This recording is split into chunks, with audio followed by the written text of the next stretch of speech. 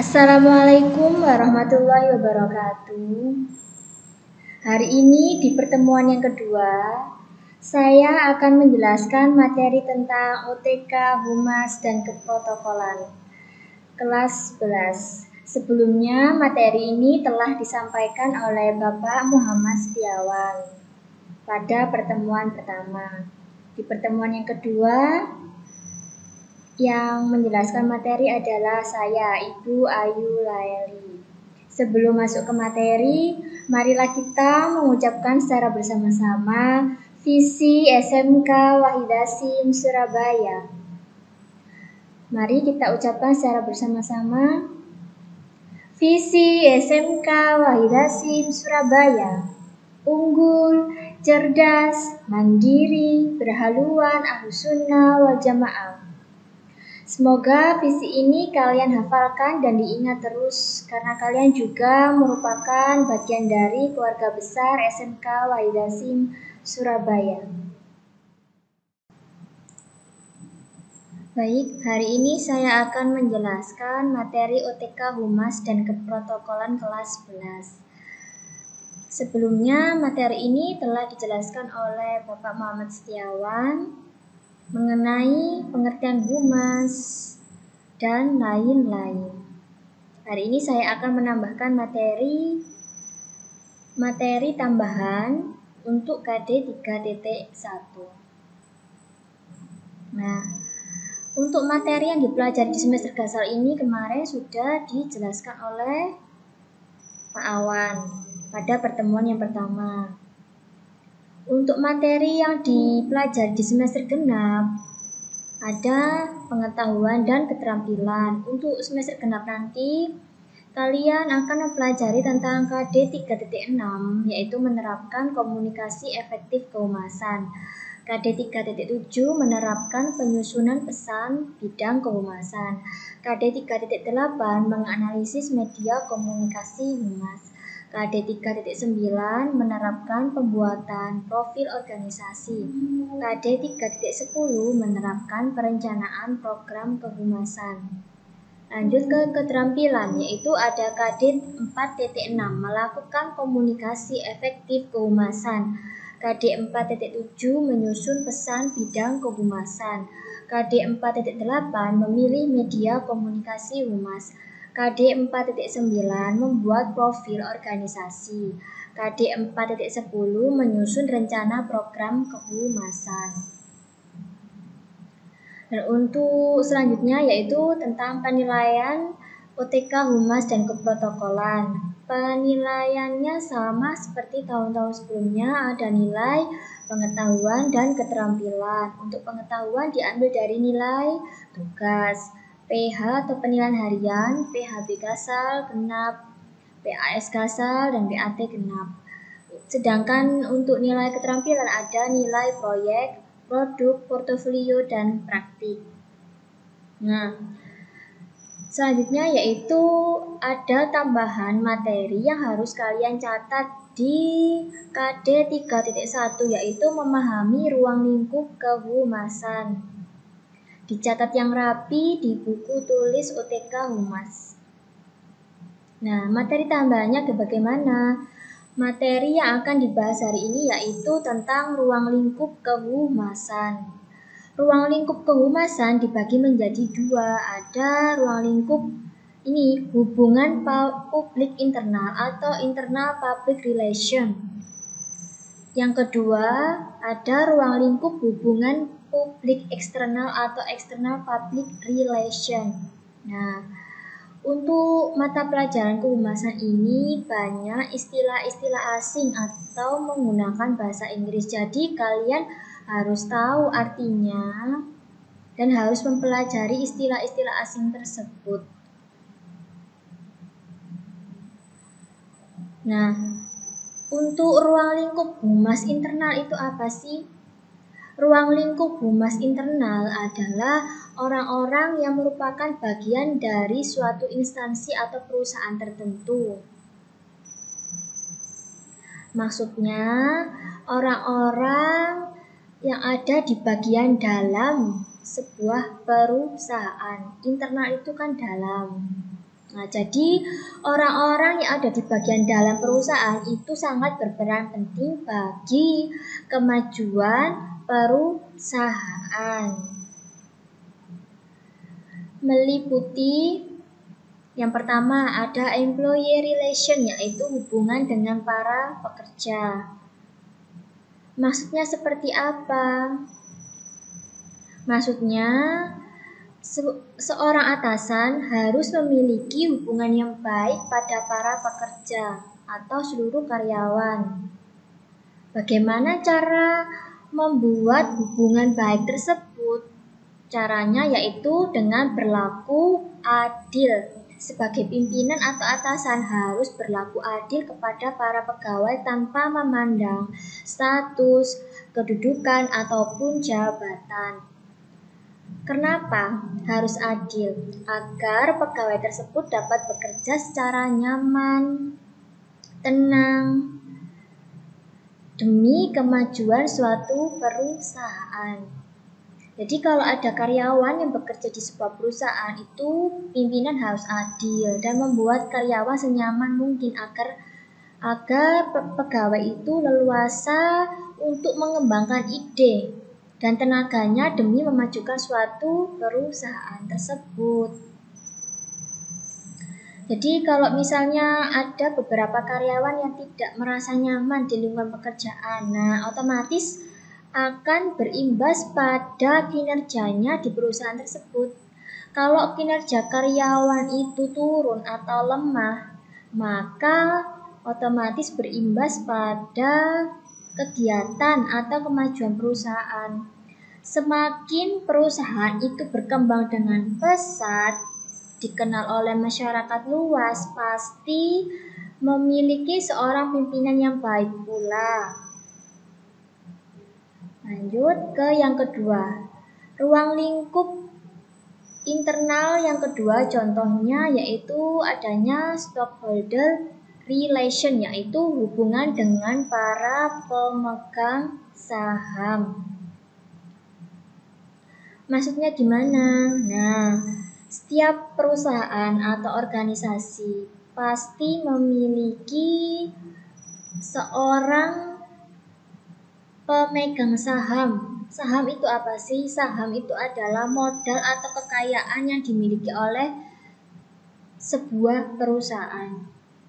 Jadi, di samping direktur adalah seseorang yang memiliki jabatan yang tertinggi, pasti juga ada seorang yang lebih tinggi lagi, yaitu pemilik atau pemegang saham perusahaan. Nah, seorang pemegang saham atau kekayaan perusahaan harus menjaga kekayaan itu dengan sebaik mungkin dalam memajukan perusahaan. Kalau perusahaan itu maju dan berkembang, otomatis untungnya juga besar pula bagi perusahaan tersebut dan bagi karyawan pula. Lanjut ke ruang lingkup humas eksternal. Tadi internal, kalau internal itu dari dalam perusahaan, kalau eksternal yaitu menjaga hubungan baik dengan pihak luar. Pihak luar itu bisa juga pegawai atau karyawan lain ataupun masyarakat. Jadi seorang humas itu selain menjaga hubungan baik dengan pegawai yang ada di dalam perusahaan tersebut, humas juga harus menjaga hubungan baik dengan pihak luar. Gunanya apa? Gunanya yaitu untuk meningkatkan citra atau nama baik perusahaan.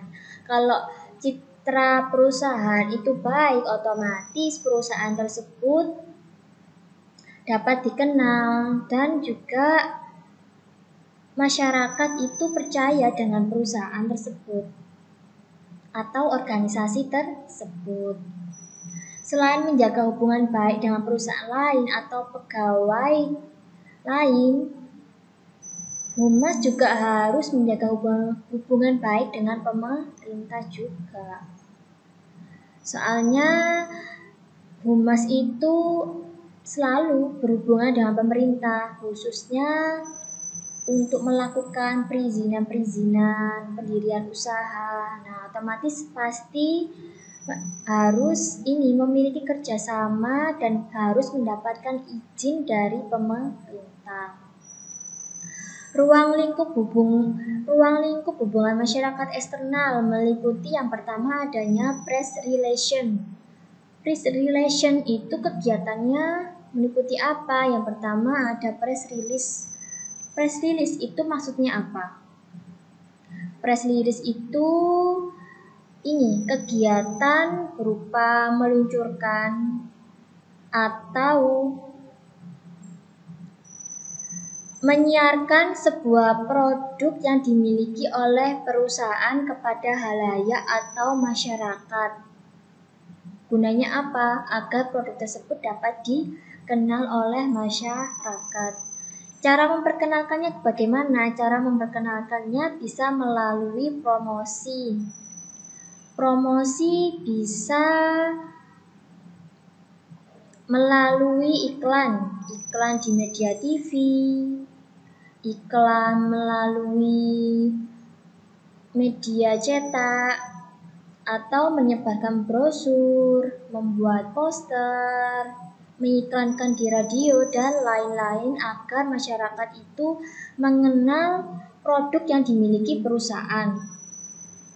Itu kalau jenis perusahaan yang menghasilkan suatu produk. Selanjutnya ada press conference. Apa itu press conference? Yaitu mengadakan suatu pertemuan yang mengundang media nasional untuk meliput suatu kegiatan yang diadakan oleh perusahaan tersebut. Bisa juga mengundang media nasional untuk meliput bagaimana perusahaan itu mempromosikan produk-produknya ke masyarakat. Selanjutnya press interview. Maksudnya ini mengadakan suatu wawancara kepada para pegawai atau calon pelamar kerja di perusahaan tersebut. Jadi kalau ada pelamar atau calon pekerja yang baru, biasanya ada wawancara atau tes tertulis.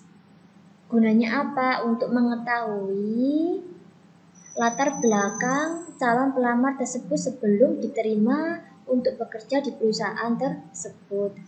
Selanjutnya ada press room. Press room ini maksudnya menyediakan sebuah tempat atau ruang ketika humas melakukan suatu kegiatan atau acara perusahaan.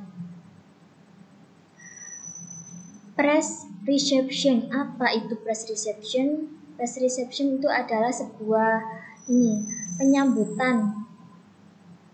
penyambutan tamu atau penyambutan klien yang datang ke perusahaan kita atau perusahaan tersebut. Atau bisa juga menyambut klien atau tamu ataupun masyarakat ketika perusahaan tersebut meluncurkan sebuah produk, entah meluncurkannya di tempat terbuka seperti mall atau mengadakan event-event. Nah, jadi ketika menyambut suatu tamu, masyarakat ataupun klien harus disambut dengan cara yang baik, yang sopan, dan menggunakan gaya bahasa komunikasi yang menarik pula, agar mereka semua tertarik dengan perusahaan kita. Dan perusahaan kita dikenal sebagai perusahaan yang memiliki nama baik karena sudah menjaga hubungan baik tersebut. Selanjutnya adalah press tour. Press tour itu maksudnya apa? Press tour itu maksudnya perusahaan harus mengadakan sebuah karya wisata atau wisata kepada karyawan, entah diadakan tiap bulan atau tiap tahun sekali. Nah, gunanya apa karya wisata atau wisata? Gunanya agar pekerja itu bisa senang bekerja di perusahaan tersebut dan bisa juga untuk merefresh karena sudah jenuh beberapa hari, beberapa bulan bekerja. Nah, untuk prestur ini adalah seperti ini, fasilitas tambahan untuk karyawan. Selanjutnya, government relation. Apa itu government relation? Government relation itu adalah menjaga hubungan baik dengan pemerintah. Nah, lagi-lagi humas harus menjaga hubungan baik dengan pemerintah. Karena apa? Dalam setiap melakukan pekerjaan, kegiatan, pasti selalu berhubungan dengan pemerintah untuk mengurus perizinan perusahaan, mengurus perizinan atau pendaftaran suatu produk untuk mendapatkan lisensi halal ataupun dan lain-lain. Yang C, community relation, yaitu menjaga hubungan baik dengan warga setempat di sekitar perusahaan ataupun masyarakat. Gunanya apa sih harus menjaga hubungan baik dengan masyarakat? Agar masyarakat itu percaya dengan jasa yang ditawarkan oleh perusahaan tersebut atau organisasi tersebut, ataupun masyarakat juga percaya dengan adanya produk yang diluncurkan atau dihasilkan oleh perusahaan tersebut. Contoh, misal humas pemerintah. Humas pemerintah itu berkaitan dengan jasa. Jadi ketika dalam melayani masyarakat, dia melayani atau memberikan jasanya atau pelayanannya yang baik kepada masyarakat. Nah, kalau perusahaan di bidang penghasil suatu produk, misalnya PT Unilever. PT Unilever adalah perusahaan yang menghasilkan berbagai produk. Nah, bagaimana cara mengembangkan kepercayaan masyarakat? Cara mengembangkan kepercayaan masyarakat yaitu dengan cara menjaga kualitas produk. Jadi ketika ada produk A, B, C itu diluncurkan, tetap konsisten tiap tahunnya dengan takaran yang sama, dengan kualitas yang sama, ataupun membuat varian-varian produk terbaru ataupun menambah varian-varian rasa terbaru. Gunanya apa? Agar masyarakat semakin tertarik terhadap produk di perusahaan tersebut. Kalau tertarik dengan perusahaan tersebut, otomatis menambah keuntungan tersendiri bagi perusahaan tersebut. Selanjutnya, customer relation. Apa itu customer relation? Customer relation yaitu menjaga hubungan baik dengan para pelanggan. Misalnya, dengan cara memberikan souvenir atau hadiah ketika pelanggan itu membeli dalam jumlah banyak. Ataupun kalau sudah pelanggan sering membeli produk di perusahaan kita atau tersebut, dengan cara bisa memberikan sebuah merchandise atau diskon ataupun memberikan sesuatu yang menarik agar pelanggan tersebut itu semakin percaya dengan perusahaan kita ataupun semakin tertarik. Yang terakhir adalah consumer relation. Apa itu consumer relation? Yaitu menjaga hubungan baik dengan para konsumen. Nah, bedanya apa sih pelanggan dan konsumen? Kalau pelanggan adalah seseorang yang sering ataupun berkali-kali membeli ataupun memakai produk dari perusahaan tersebut, itu pelanggan. Kalau konsumen itu sama-sama menggunakan dan memakai produk yang dikeluarkan perusahaan tersebut, tetapi jarang kalau konsumen. Itu ya. Lanjut ke Sejarah humas. Nah, humas itu ada sejarahnya. Nah, ini humas itu tidak hanya dikenal di Indonesia, tetapi humas itu dikenal di seluruh dunia. Nah, humas itu awalnya dipelopori oleh E.V. Batterley atau biasa dikenal dengan sebutan E.V. Lee tahun 1906 di Amerika Serikat. Dan beliau dikenal sebagai the father of public relation, yaitu atau bapak kehumasan. Jadi yang mempelopori adanya humas yaitu adalah E.V. Lee. Ini harus kalian ingat atau pahami ataupun hafalkan pelopor humas. Nah, kalau di dunia ini tidak ada humas, berarti kita tidak tahu bagaimana cara menjaga hubungan baik dengan masyarakat atau menjaga nama baik perusahaan kita. Nah, ketika ada humas diperkenalkan di dunia,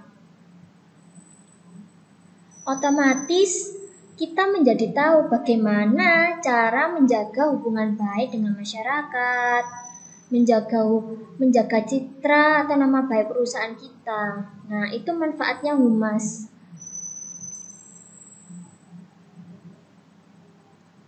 Lanjut. Selanjutnya yaitu gambaran kronologis PR atau public relation di dunia. Pada abad ke-19, nah ini PR di Amerika dan Eropa merupakan program studi yang mandiri didasarkan pada perkembangan ilmu, pengetahuan, dan teknologi. Tahun 1865 sampai 1900, publik atau masyarakat masih dianggap bodoh, masih belum mengetahui yang namanya ilmu kehumasan. Tahun 1900 sampai 1918, publik diberi informasi dan dilayani mengenai humas. Dan pada tahun 1918 sampai 1945, publik diberi pendidikan dan dihargai karena publik sudah mengenal adanya humas. 1925 di New York, Amerika Serikat, PR sebagai pendidikan tinggi resmi. Jadi warga di sana harus tahu dan mengenal PR itu apa. Tahun 1928 di Belanda memasuki pendidikan tinggi dan minimal di fakultas sebagai mata kuliah wajib. Di samping itu banyak diadakan kursus-kursus yang bermutu. Jadi humas di Belanda yaitu sebagai mata kuliah wajib yang harus dipelajari oleh mahasiswa setempat ataupun masyarakat setempat. Nah, karena humas itu sangat banyak sekali manfaatnya bagi kehidupan. 1945 sampai 1968, publik mulai terbuka dan banyak mengetahui setelah mempelajari adanya humas tersebut. 1968 di Belanda mengalami perkembangan pesat ke arah ini ya karena penelitian yang rutin dan berkelanjutan. Sedangkan di Amerika perkembangannya lebih ke arah bisnis. Nah, lagi-lagi hal ini dari humas. Nah, banyak sekali humas manfaatnya. 1968 sampai 1979, publik atau masyarakat dikembangkan di berbagai bidang. Di bidang pendekatan, tidak hanya satu aspek saja. 1979 sampai 1990, profesional atau dunia internasional memasuki globalisasi dalam perubahan mental dan kualitas. 1990 sampai sekarang ini terdapat 3 poin, adanya perubahan mental, kualitas, pola pikir, pola pandang, sikap, dan pola perilaku secara nasional maupun internasional. Yang kedua, membangun kerjasama secara lokal, nasional, internasional. Yang ketiga, yaitu saling belajar di bidang politik, ekonomi, sosial budaya, iptek, ilmu pengetahuan dan teknologi sesuai dengan kebutuhan era global dan atau informasi. Nah, ini gambaran kronologis atau sejarahnya PR di dunia. Lanjut. Selanjutnya, fungsi humas secara umum. Apa sih yang fungsi humas itu? Yang pertama, untuk mengetahui dan mengevaluasi opini-opini publik yang berkaitan dengan organisasi. Nah, humas kan selalu berhubungan dengan masyarakat. Otomatis ketika menjalin hubungan dengan masyarakat, pegawai humasnya sendiri itu harus mencatat informasi yang disampaikan oleh masyarakat. Bisa mencatat informasi secara langsung ataupun mendapatkan saran-saran atau pendapat dari masyarakat itu harus dicatat. Gunanya apa? Nah, ketika sudah mendapat saran atau pendapat dari masyarakat, nah saran dari masyarakat itu harus disampaikan kepada perusahaan dan dilakukan pembahasan untuk mengevaluasi hasil dari kegiatan yang dilakukan pegawai humas tersebut ataupun setelah produk diluncurkan. Jadi, opini-opini publik atau masyarakat itu dicatat, dibahas di perusahaan. Apa sih kekurangan-kekurangan dari produk kita? Apa sih kekurangan-kekurangan kegiatan? Nah, itu dibahas tersebut agar ketika meluncurkan suatu produk berikutnya ataupun menjalankan suatu kegiatan berikutnya, otomatis masyarakat itu lebih senang dan lebih tertarik lagi setelah adanya evaluasi. Yang kedua yaitu memanfaatkan komunikasi sebagai media untuk memberikan informasi yang sesuai dengan fakta dan disampaikan dengan cara yang baik dan benar untuk mengarahkan opini publik ke arah yang diharapkan. Nah, misal contohnya perusahaan yang menghasilkan suatu produk, salah satunya misalnya PT Unilever. Nah, dalam menyampaikan suatu produk atau memperkenalkan suatu produk ke halayak atau masyarakat, nah, perusahaan tersebut atau PT Unilever tersebut harus menyampaikan suatu produknya berdasarkan fakta, tidak mengada-ada dan harus jujur. Nah, misal cara memperkenalkannya melalui media iklan di TV. Nah, ketika mengiklankan produknya di TV, nah di iklan tersebut harus menyampaikan produknya secara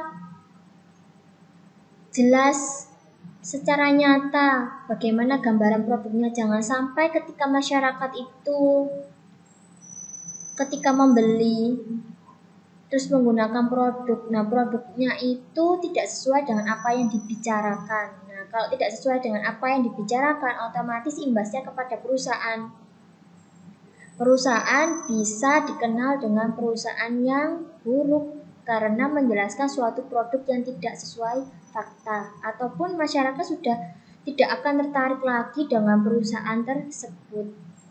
Nah, maka dari itu sebuah perusahaan yang baik ketika dalam menyampaikan atau memperkenalkan suatu produknya itu harus menjelaskan sesuai faktanya, kualitasnya bagaimana disampaikan, spesifikasi produknya itu harus disampaikan secara jelas agar masyarakat itu percaya dan tertarik menggunakan produk kita secara terus-menerus atau menggunakan produk perusahaan tersebut secara terus-menerus. Yang ketiga, humas sebagai marketing yang harus jualan apa yang dimiliki organisasi. Maksudnya, humas itu menyampaikan sebuah produk yang dimiliki perusahaan dan untuk disampaikan kepada masyarakat dengan cara melalui strategi komunikasi perusahaan.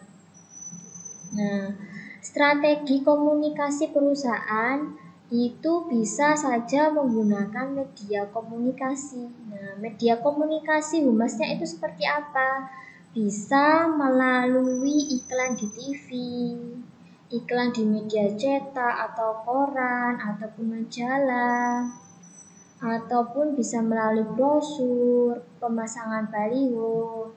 Nah, agar masyarakat itu tahu produk yang dimiliki perusahaan tersebut. Itu kalau perusahaan yang menghasilkan di bidang produk. Lanjut, fungsi humas menurut para ahli. Ini menurut pendapat Kutlik and Center, fungsi humas meliputi yang pertama, menunjang kegiatan manajemen dan mencapai tujuan organisasi. Yang kedua, menciptakan komunikasi dua arah secara timbal balik dengan menyebarkan informasi dari perusahaan kepada publik atau masyarakat dan menyalurkan opini publik pada perusahaan. Jadi, ketika masyarakat itu memiliki opini-opini atau pendapat, humas harus menyampaikan kepada perusahaan agar perusahaan itu dapat mengevaluasi apabila terdapat kekurangan. Nah, kalau misalnya opini publiknya sudah bagus, nah perusahaan tidak boleh cepat puas atau langsung sombong, tidak boleh. Harus mempertahankan opini yang bagus tersebut dan untuk mengembangkan produknya atau perusahaannya itu lebih baik lagi. Kalau dikembangkan dengan lebih baik lagi, otomatis perusahaan tersebut mendapat pengakuan yang baik di mata masyarakat dan mendapatkan citra yang baik pula di mata masyarakat. Yang ketiga, melayani publik dan memberikan nasihat kepada pimpinan organisasi untuk kepentingan umum. Yang keempat, yaitu membina hubungan secara harmonis antara organisasi dan publik, baik internal maupun eksternal.